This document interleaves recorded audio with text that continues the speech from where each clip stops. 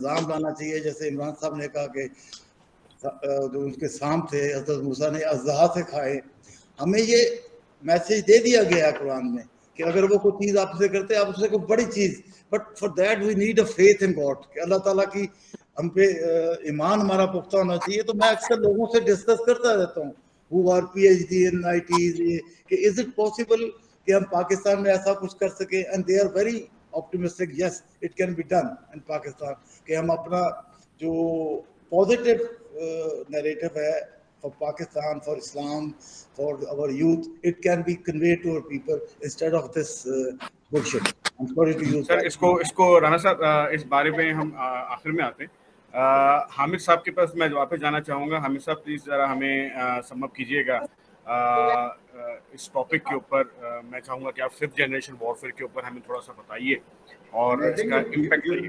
G and I think ناظرین you should put on record کہ حامد صاحب جو ہیں he is based out the UK at the moment. He is joining us from UK. تو please it's an international and global view and version as well. Aamir صاحب نے ہمیں UK سے join کیا ہے. اس وقت ہمارے ٹائم میں ان کے ٹائم میں اس وقت جو ہے 24 گھنٹے کا ڈفرینس ہے. تو عامر صاحب پلیز ذرا سر اپنا ہمیں ذرا پوائنٹ آف ویو دیجیے گا اس بارے میں. جی بہت شکریہ. دیکھیں بات یہ ہے کہ جب میرا جو تھیسس ہے وہ بھی 5th جنریشن وار کے اوپر ہے اور اس کو میں نے بڑا اسٹڈی کیا, تو ایک چیز تو بڑی کلیئر ہے اور وہ یہ ہے کہ ہمارے جیسے جو کنٹریز ہیں نا, they are the easiest targets for implementation of 5th generation warfares. اور اس کا ہم نے سفرنگ دیکھی ہے اپنی 1920s میں بھی, 1930s میں بھی, 1940s میں بھی, ورلڈ وار 2 میں بھی اور اس کے بعد آنورڈز بھی. میں آپ کو ایک بات بتاؤں, دیکھیں ابھی جب بات کر رہے تھے رانا طارق صاحب بھی, بالکل بات یہ ہے کہ میسز کو اگر مس گائیڈ کر دیا جائے, this is the biggest 5th generation وار. جب آپ کے انسٹیٹیوشنز کے خلاف ایک نیریٹو اسٹیبلش کر دیا جائے, جب آپ کو اس بات پر کہتے ہیں نا, آپ کو اس بات پر انفورس کر دیا جائے کہ آپ یہ سمجھیں کہ یار یہ جو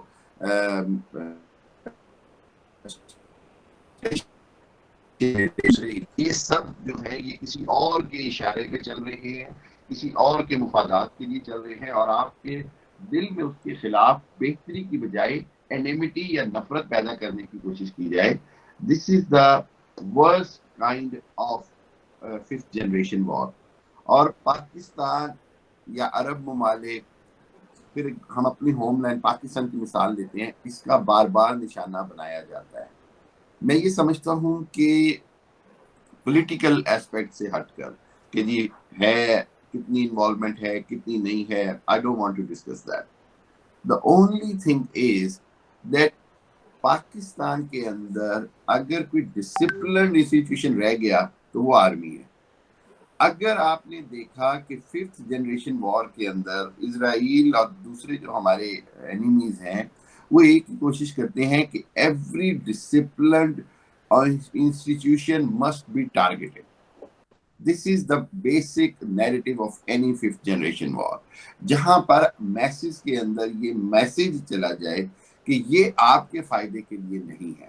میں نے ایک جگہ پر بیٹھا ہوا تھا اور ہم نے ایک لیکچر سا تھا, تو میں نے وہاں پر ان کو ایک ایگزامپل دی. میں نے کہا کہ انڈین پرائم منسٹر مودی جو ہے نا, وہ بھی اس کو لگا کہ بپن راوت کو اس کو کہیں نہ کہیں انگیج کرنا ہے, ٹھیک ہے. انڈین آرمی چیف جب جا رہا تھا تو اس نے بپن راوت کے لیے ایک نیا جو ہے designation like chief of general ہمارا تو ہے ہی ہے, اس نے جوائنٹ چیف آف اسٹاف کی طرح کا ایک عہدہ تخلیق کیا, جسٹ اس کو انگیج کرنے کے لیے, اس سے پورا فائدہ اٹھانے کے لیے. دوسری بات میں لوگوں کو یہ سمجھاتا آیا کہ جتنی بھی دنیا میں اسٹیبلشمنٹ کا نام لیا جاتا ہے, ایک بات سمجھنے کی ضرورت ہے کہ دنیا کی ہر جگہ پر اسٹیبلشمنٹ کی انوالومنٹ ہوتی ہی ہوتی ہے. ایک ڈائریکٹ انوالومنٹ ہوتی ہے, ایک انڈائریکٹ انوالومنٹ ہوتی ہے. باقی دنیا کی جتنی بھی فورسز ہیں, پولیٹیکل فورسز کی بات کروں گا, چاہے وہ برٹن کی ہو, چاہے وہ امریکن ہو, آسٹریین ہو, they have understood the role of establishment as the जिसको कहते हैं रूल्स ऑफ गेम्स की तरह, वो कहते हैं कि it is part of the rules of the games. हमारा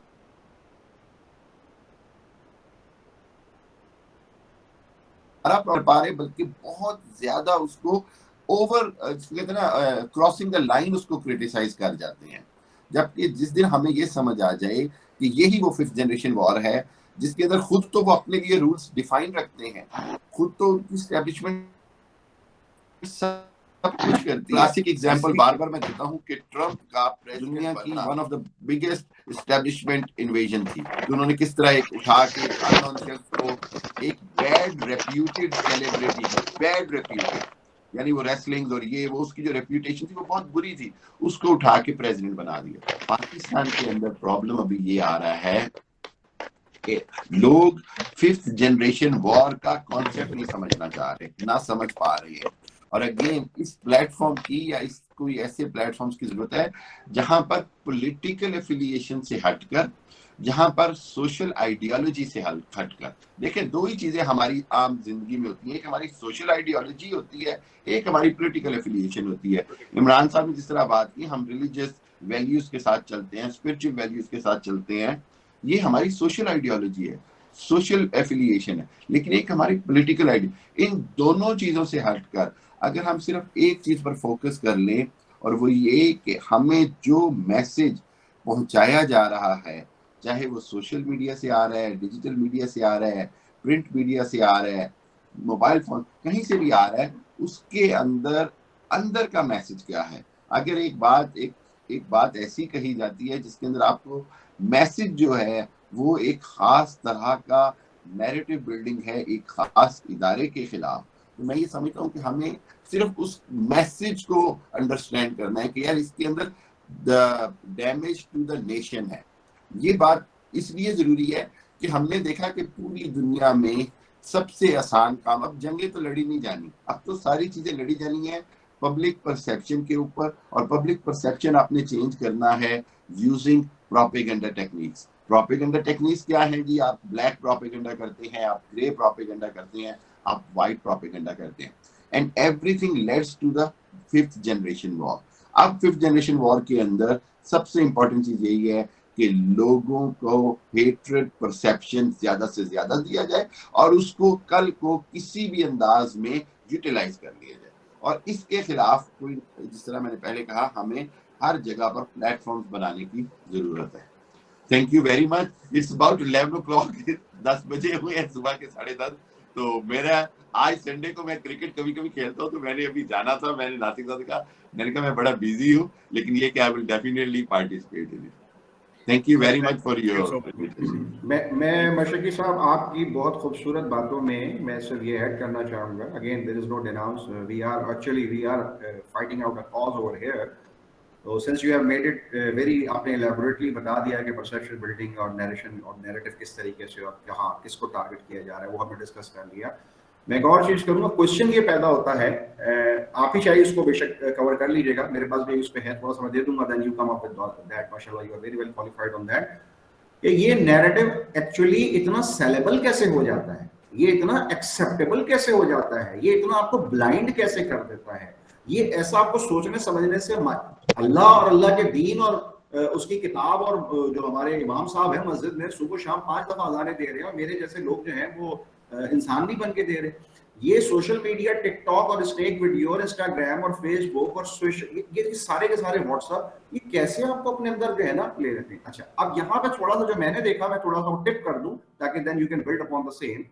तो उसमें ये है बेसिकली कि 17 जो हमारी सेंचुरी आई थी, जो रेनेसांस, पोस्ट रेनेसांस के बाद, फ्रेंच रेवोल्यूशन के बाद, जो कॉमनर्स थे, जो डिप्राइव्ड थे, जो इम्पावरिश थे, जो मार्जिनलाइज थे, जो गुरबा थे, वो अशराफिया के अगेंस्ट में खड़े हुए.